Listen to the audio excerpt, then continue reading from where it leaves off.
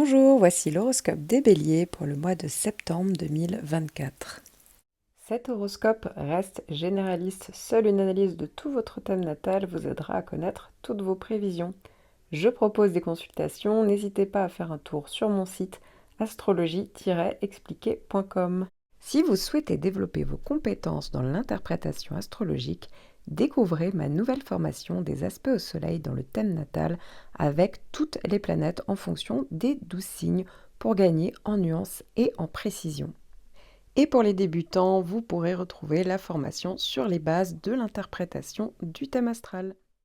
Bélier premier décan. Alors n'hésitez pas à aller regarder en description sous la vidéo votre date de naissance pour savoir à quel décan vous appartenez. Donc pour le premier décan, eh bien vous allez commencer le mois avec une petite planète en opposition, rien de bien méchant, ça va être Vénus, qui va donc s'opposer à votre signe et surtout votre décan entre le 29 août et le 6 septembre. C'est une période qui peut parler de perturbation ou de frustration au niveau relationnel. Pour certains, ça peut être au niveau amoureux. Ça peut parler de conflits ou de manque d'harmonie parfois dans les interactions. Ça peut également être une période d'insatisfaction liée à l'apparence ou au niveau esthétique. Ça peut parler de diminution de l'estime de soi ou ça peut parler d'un sentiment d'insécurité. De même, ça peut être une période de frustration dans les domaines liés au loisir, au plaisir, au hobby. On manque peut-être de temps pour soi, ça peut être aussi lié à l'art, la créativité ou l'expression de soi. Alors évidemment, attention aux achats compulsifs, mais ça peut être aussi une période où on a eu une dépense qui n'était pas forcément prévue, ou sinon ça peut être une période de frustration au niveau matériel, mais je vous rassure, la liste n'est évidemment pas exhaustive et ça ne dure pas très longtemps comme transit. Alors, à la suite quasiment de cette opposition de Vénus, vous allez avoir Mars en carré, Mars donc c'est votre planète, qui va donc faire un aspect en carré entre le 4 et le 22 septembre. Ça peut être une période d'augmentation de l'agressivité ou de la colère. Alors ça peut venir de vous comme ça peut venir des personnes que vous croisez. Le risque est plus important de conflits, donc de disputes. C'est vrai qu'on peut être plus impulsif et donc ça peut augmenter la prise de décision hâtive. Attention également évidemment aux tensions au niveau relationnel, aux conflits. Ça peut augmenter aussi le stress, l'anxiété. Ça peut parler d'une difficulté globale à canaliser l'énergie de manière constructive et ça peut être aussi une tendance pour d'autres à être plus dominant ou autoritaire. C'est vrai que ça peut être un besoin accru de contrôle, de pouvoir. Donc ça peut représenter une période de défi dans la gestion de la frustration, de la colère. Vous l'aurez compris, mieux vaut mettre de l'eau dans son vin puisque ça ne dure pas très longtemps. Enfin, si vous êtes né autour du 26 mars, eh bien vous avez le nœud nord qui est vraiment en train de passer sur votre décan. Et donc là, on est plutôt sur le milieu du décan. Ici, c'est intéressant parce que, certes, il y a des petites planètes en carré en opposition, mais c'est rien de bien méchant. Ça dure que quelques jours à chaque fois. Le nœud nord, c'est un peu plus intéressant. Ça va vous obliger à peut-être prendre des décisions. Une idée comme ça qui pourrait être vraiment évolutive. Ça peut être une manière de faire. Et le nœud nord, donc dans votre signe en bélier, peut vous encourager justement à être plus autonome, à trancher, voilà, être plus dans l'action peut-être pour certains d'entre vous, à peut-être vous libérer de certaines choses. Donc ça peut être une période intéressante. Pour certains, ça aura l'air de rien, mais il y a peut-être des choses qui vont se mettre en place ou des opportunités qui vont arriver et qui pourront du coup avoir une plus longue portée en fait dans le temps. Donc c'est pour ça que c'est une période intéressante pour vous tous, pour tout le décan. Mais là particulièrement, c'est donc ça touche le milieu du décan, voilà, pour le mois de septembre. Alors, ici, je me concentre uniquement sur un seul point de votre thème. La tendance générale peut évidemment varier en fonction des influences planétaires sur les autres points. N'hésitez pas à regarder pour les autres points, justement, les autres planètes. Et si vous sentiez un peu perdu ou un peu dépassé, je propose des consultations personnalisées, ainsi que depuis peu une formation en ligne pour justement vous apprendre à lire un thème astral de manière autonome. Bélier, deuxième décan.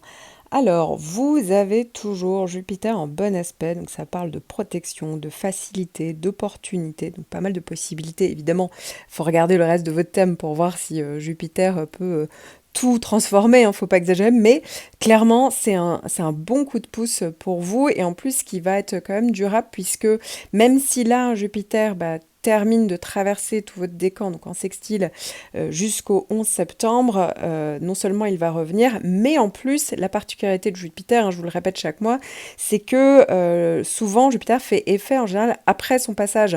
Donc, oui, si vous êtes du début du décan, Jupiter peut faire encore effet tout le mois de septembre. Et si vous êtes de la fin du décan, au contraire, ça va faire effet au-delà du 11 septembre. Ce sera plutôt septembre, octobre, pour certains, novembre. Et puis, de toute manière, après, Jupiter va revenir.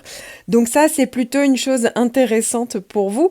Alors, certes, vous allez avoir tous une opposition de Vénus entre le 6 et le 14, mais forcément, ça aura un impact beaucoup moins significatif. Déjà parce que Vénus en opposition, c'est pas la planète qui est le plus ressentie péniblement. Et surtout, si en face, il y a une plus grosse planète qui parle de protection, bon, forcément, Vénus va être moins durement ressentie.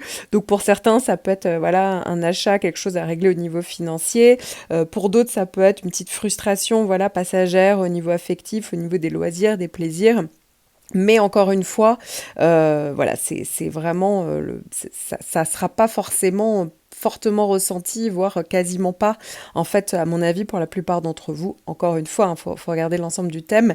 Mais ce qu'il faut retenir vraiment, c'est ces sextiles de Jupiter qui continuent donc de traverser votre décan, certes jusqu'au 11, mais avec des effets au-delà dans les semaines qui vont suivre. Donc vraiment, n'hésitez pas à avancer, à mettre des choses en place là pour la rentrée, parce que ça pourrait être payant pour certains d'entre vous, et puis pour d'autres, ça va juste parler d'une période de bien-être, et ça sera pas mal. Et puis pour d'autres, enfin, ça sera, à un moment donné, on sort la tête de l'eau s'il y avait d'autres transits plus compliqués sur d'autres points de votre thème, et ça fait du bien. Ça peut être par exemple un début de solution. Voilà, là aussi, un Jupiter peut agir dans ce sens-là.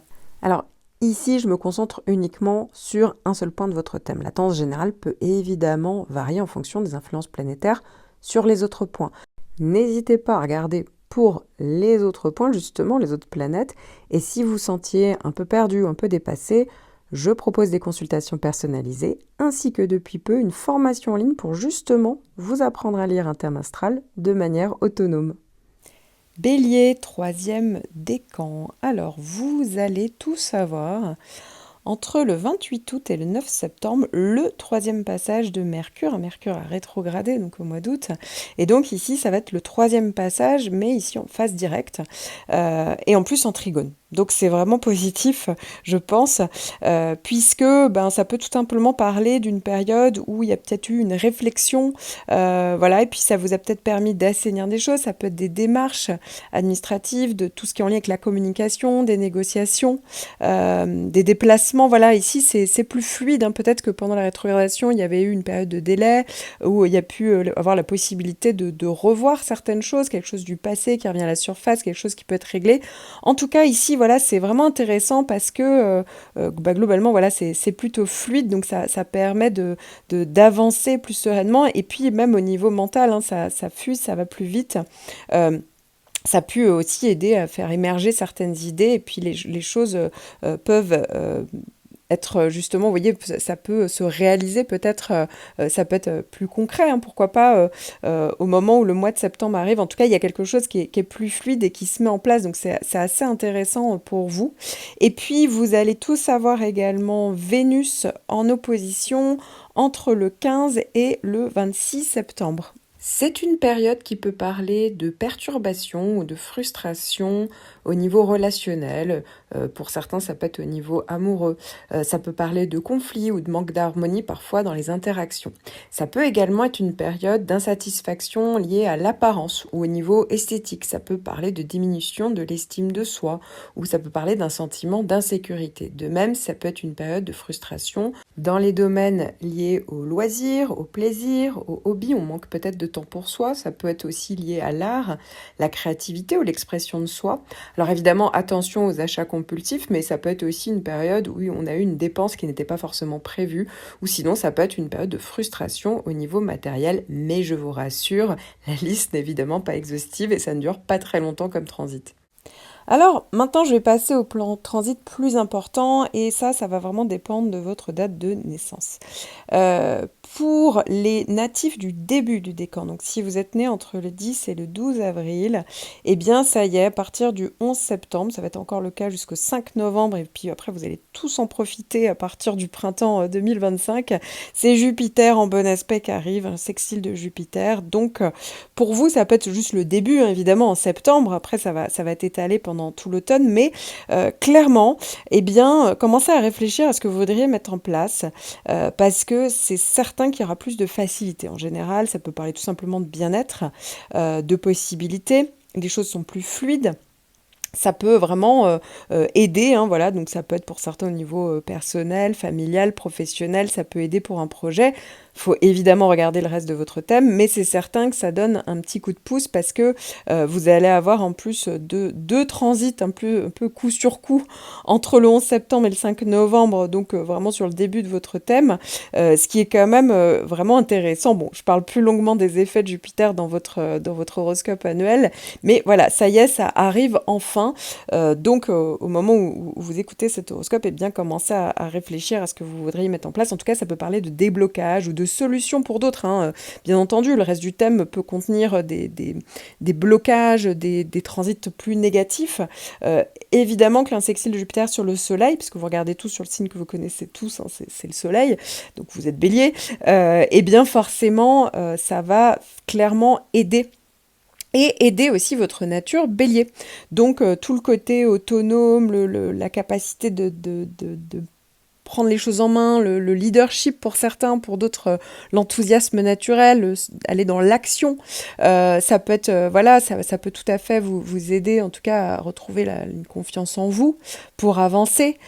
Beaucoup d'énergie ici qui va être canalisée dans le bon sens, la capacité de prendre des risques, d'agir concrètement. Voilà, ça c'est le côté positif du bélier. Eh bien ici, ce côté positif peut justement être mis en valeur. Pour certains, ça peut parler des honneurs, d'une rencontre, pourquoi pas sentimentale, à voir évidemment, on va pas cocher toutes les cases, mais voilà, en fonction du contexte de votre vie, c'est certain que ça va vous aider. Pour certains, ça peut parler tout simplement de protection ou de bien-être. Alors, si vous êtes de la toute fin du décan, hein, si vous êtes né autour du 20 avril, eh bien, c'est le retour du carré de Pluton. Alors, à voir peut-être 19 avril aussi, hein, vous pourriez être concerné, mais en tout cas, vraiment fin du décan. Voilà, c'est le dernier passage, en fait, de ce carré de Pluton, un dernier passage pour vous ici. Donc, ça va revenir de manière officielle à partir du 27 août. Si vous êtes à la fin du décan, c'est jamais réellement parti, ce carré de Pluton, mais voilà, il était un petit peu plus loin. Là, ici, il y a peut-être des choses à finaliser, à régler, parce que ça peut parler de transformation en profondeur. Donc, il y aura ce passage jusqu'au 24 novembre, puis après, ça sera définitivement terminé. Pluton se sera définitivement éloigné. Mais pour le moment, eh bien, il y a peut-être des choses à régler, à transformer. Voilà, je parle beaucoup plus longuement évidemment du carré de Pluton parce que c'est un énorme transit que vous avez depuis 2 ans. Donc c'est vrai que j'en parle plus longuement dans votre horoscope annuel et même dans une vidéo que j'ai consacrée aux effets de Pluton. Ici, ça peut parler vraiment de travail sur soi, travail sur ses peurs, ses angoisses. Pour d'autres, il y a clairement quelque chose, une situation où on est dans la manipulation, dans une relation dominé-dominant. Voilà, ça dépend de chacun d'entre vous. Pour d'autres, il y a vraiment quelque chose au niveau de financier, au niveau des institutions, au niveau juridique. Vous voyez, il y a le côté un peu comme s'il fallait vraiment se battre. C'était un peu c'était compliqué, mais en tout cas, ça va vous amener à aller sur une transformation qui peut être quand même intéressante par la suite. Donc, faut continuer à vraiment, pour certains, lâcher prise, être flexible, travailler sur soi, amener des améliorations parce que après vous allez démarrer l'année 2025 avec beaucoup plus de légèreté que finalement ces 2 dernières années. Alors, ici, je me concentre uniquement sur un seul point de votre thème. La tendance générale peut évidemment varier en fonction des influences planétaires sur les autres points. N'hésitez pas à regarder pour les autres points, justement, les autres planètes. Et si vous sentiez un peu perdu ou un peu dépassé, je propose des consultations personnalisées, ainsi que depuis peu une formation en ligne pour justement vous apprendre à lire un thème astral de manière autonome.